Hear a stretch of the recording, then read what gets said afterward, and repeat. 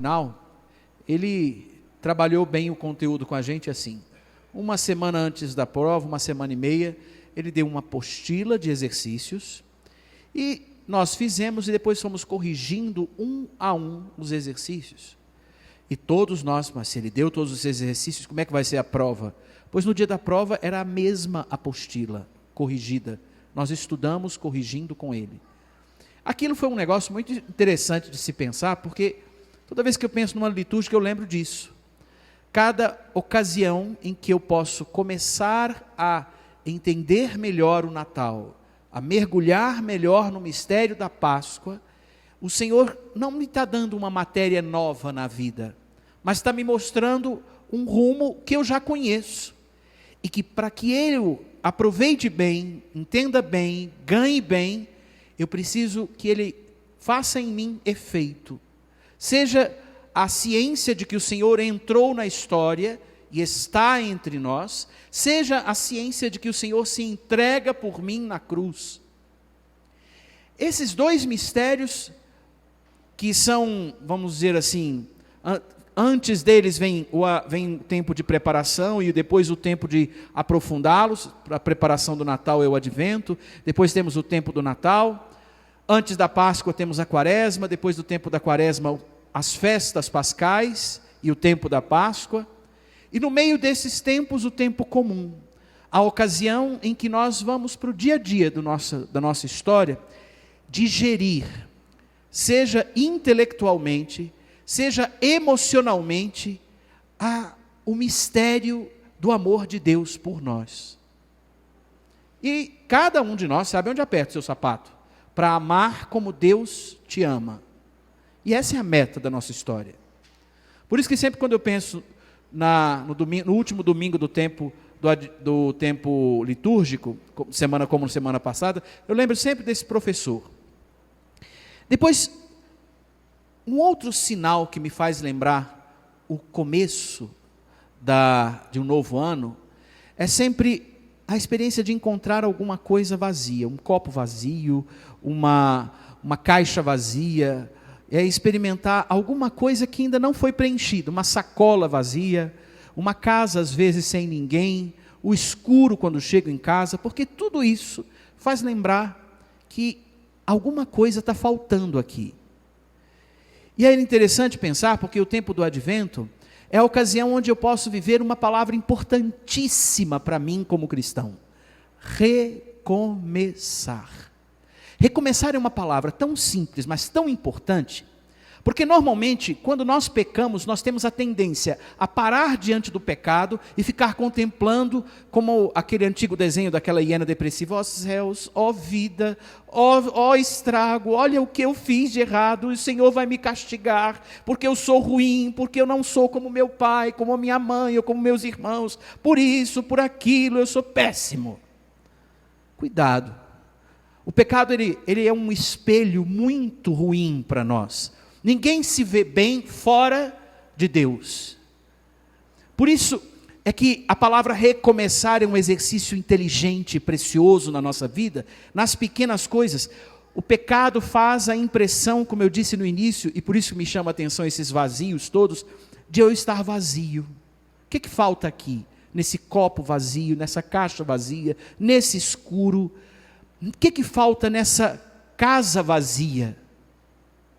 E é a hora em que recomeçar é importante. Recomeçar a se aproximar de Deus. Recomeçar a ouvir Deus. Recomeçar a perceber Deus.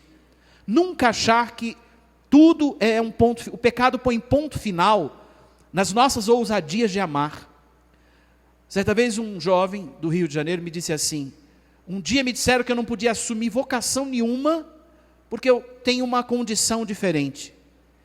Um padre, ele disse, me falou isso, me castrou vocacionalmente. Eu falei, então ele estava enganado, me perdoe, porque você pode tudo se você resolver viver perto de Deus. Porque perto de Deus, ele se apresenta ao teu lado e ele te mostra o quanto um fraco pode ser forte. E Deus, às vezes, apresenta ao mundo os fracos fazendo milagres, fazendo graças, atraindo, Mas por quê? Porque Ele, Deus, fica em evidência e nunca a pessoa. E esse é o desafio do recomeçar. Olhar mais para Deus do que para nós. Aproximar-se para estar no meu lugar. Viver perto de onde é o meu, do perto de Deus, e perto de Deus eu estou no meu lugar, ou seja, o céu. O que é o céu? É um convívio eterno com Deus, que começa agora.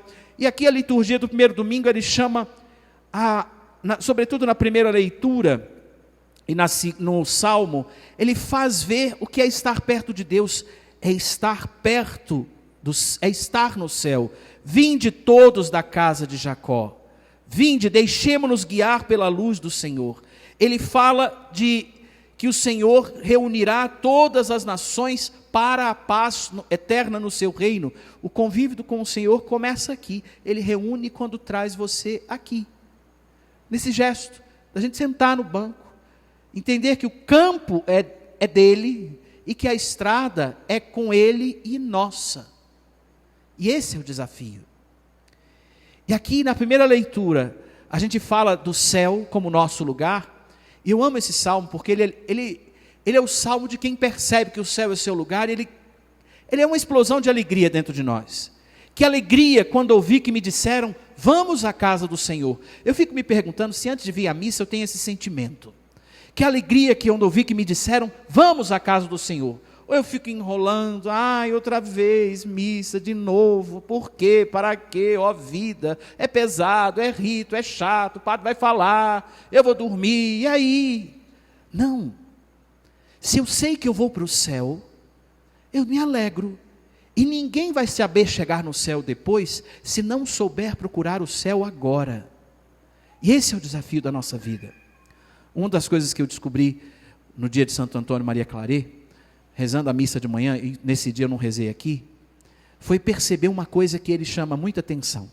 Santo Antônio dizia que e eu me lembro que eu recebi um conselho nesse dia, de olhar as coisas por dentro do coração de Jesus, por dentro do coração de Maria. Eu falei, mas como é que se olha, se vê as coisas por dentro do coração de Jesus e por dentro do coração de Maria?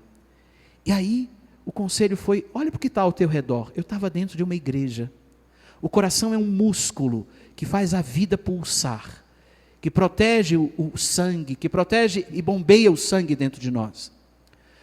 Um templo é como um músculo, onde a gente entra, ganha a vida e depois sai com a vida ganha para pulsar essa vida fora daqui. Então quando você entra num templo e se senta num banco, você entra no coração e começa a ver as coisas do jeito de Deus. Quando você se senta aqui, como nós estamos fazendo agora, nós estamos enxergando o céu, e depois Deus convida a olhar o mundo a partir disso. E essa é a experiência da alegria. Ver o que é de verdade a nossa vida, e depois ir viver de verdade além das portas da igreja. Por isso o Salmo é um canto de alegria. Que alegria quando ouvi que me disseram, vamos à casa do Senhor. É com esse sentimento que você sai de casa, entra no carro, dirige até aqui? O que te falta para o seu coração pulsar mais alegria ao vir à missa? O que te falta para o seu coração entender que aqui você já vai experimentar o céu? Sabe, se você souber viver a vontade de Deus, se eu souber viver a vontade de Deus agora, que entrar no céu quando o Senhor me chama aqui e agora, eu vou viver a vontade de Deus, que é entrar no céu agora. E quando eu morrer, vai ser a hora em que o Senhor vai me chamar a viver a vontade dEle, que é terminar, para seguir no céu em plenitude. A gente não precisa ter medo da hora da partida, porque ela vai ser uma vontade de Deus. Se bem vivi as outras, aquela eu vou saber viver também. E será paz, será serenidade. Não preciso ter medo, se eu procuro fazer a vontade de Deus, eu não preciso ter medo da hora da morte. Pode ser difícil? Pode. Ela nos fere? Fere. Mas por que a gente reza a Ave Maria? Rogai por nós pecadores, agora, porque a gente já se prepara desde já para isso. Por isso que é alegre vir à igreja, porque eu já estou me preparando, como aquele professor fazia, para a prova final. Cada vez que eu venho aqui, Deus está revisando a pergunta da prova do dia da prova. Ele já está tocando no seu coração, com aquela pessoa precisa amar melhor, viu? Eu preciso começar a mudar meu jeito de ser, para não ser uma pessoa como o mundo propõe, tão fluido, mas alguém um pouco mais atento a construir, a comprometer, a perder de mim para ser com o outro, a ganhar a comunhão que faz a alegria do coração e da vida, que vem, a comunhão que vem de Deus. A salvação, como disse a segunda leitura, está cada vez mais perto de nós, se quando eu sento aqui, eu acolho Jesus. Por isso, o Advento é um tempo que nos exorta à vigilância. Hoje a liturgia ela poderia se resumir nessa palavra do Evangelho: ficai atentos, pois não sabeis nem o dia que virá o Senhor, porque na hora em que menos esperais, o Filho do Homem virá. É uma exortação à vigilância, e o conteúdo da vigilância é o céu. Eu vigio porque eu ganhei o céu quando eu fui à missa, e quero permanecer nele quando termina a missa. Eu vigio porque eu me alegro por estar aqui e quero continuar alegre fora daqui, porque permaneço no lugar que é meu. Aí eu volto a um sinal do Natal. Eu sempre me surpreendo quando os artistas me sugerem ideias proféticas. Por exemplo, o grupo que preparou para nós esse presépio, que ainda não está pronto. Eu lembro que eu pedi que eles me surpreendessem. Eles sempre me surpreendem. Quando eu cheguei hoje de manhã aqui, a primeira pergunta que fizeram: mas cadê Maria? E cadê José? E por que está todo mundo de costas para nós? Porque todo mundo chegou no campo dos pastores. E no campo dos pastores, quando José e Maria, antes de José e Maria chegar, já tinha um bocado de gente, tinham pastores pastoreando ovelhas. E eles estão todos olhando para uma manjedoura vazia. Por que uma manjedoura vazia? Por que a ausência de Maria e de José? Por que de costas? Porque eles estão atentos a quem vai chegar e não querem perder um só instante de tudo que vai acontecer aqui. E por que esse mistério está desenhado em cima do nosso presbitério e diante do altar? Porque ele é um convite para nós não perdermos um instante do que vai acontecer aqui. Afinal, quem vem à missa sabe que aqui se experimenta o céu, porque na missa acontece a mesma coisa que João e Maria viveram quando Jesus foi crucificado. É o mesmo sacrifício, é o sacrifício que nos alcança, é o amor que me diz que eu dou a vida por ti, hoje. Não é um pretérito a missa, não é um passado, é um céu presente, me convidando a entrar nele, a aderir a ele. E aí eu termino olhando com vocês para o presépio e convidando a uma coisa prática. Esse ano eu quero sugerir, como exercício de santidade para todos nós, prepararmos o nosso presépio em casa. Ah, padre, mas eu vou viajar. Prepare o seu presépio em casa. Faça o seu presépio. Na semana que vem, nós vamos ter, quem vier à missa vai experimentar o próximo passo do mistério do Natal entre nós, que vão chegar algumas pessoas no campo dos pastores. Vinde e vede, mas na sua casa, nessa semana, tire o presépio, providencie um presépio, comece a arrumar o local do presépio, pense no que significa esse sinal, ter a memória do nascimento de Jesus na minha casa. Mas e os outros enfeites, padre? Primeiro esse, depois os outros. Primeiro a razão da festa, depois a festa. Prepare seu presépio. E nós vamos aprofundar na nossa novena um olhar sobre as personagens do presépio, sobre aqueles que compõem o presépio. Depois nós vamos, semana que vem, se tudo der certo, eu vou entregar nas mãos de vocês uma oração para a gente rezar diante do presépio antes do Natal. E perto do Natal eu vou entregar uma oração para nós rezarmos no dia do Natal.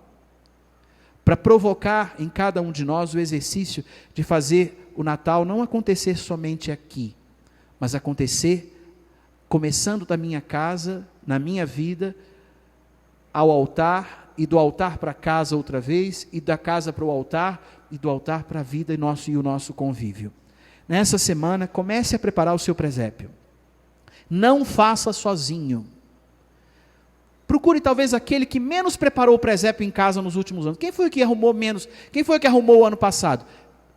Mãe, pai, convoquem 2 dos filhos ou um dos filhos que está precisando pensar o presépio um pouco mais. Talvez se eu disser isso, você já sabe quem é que vai ser, né? E se faltar se você não tiver uma sugestão, pergunta para o padre que ele sugere. Porque tenho certeza que se a gente mexer no Natal, quem vai ganhar é o nosso coração e a nossa vida, para aprender a amar como somos amados. Que esse vazio hoje inspire a festa que eu quero fazer e ao caminho que eu devo preparar para chegar lá. Que Deus nos ajude. Amém.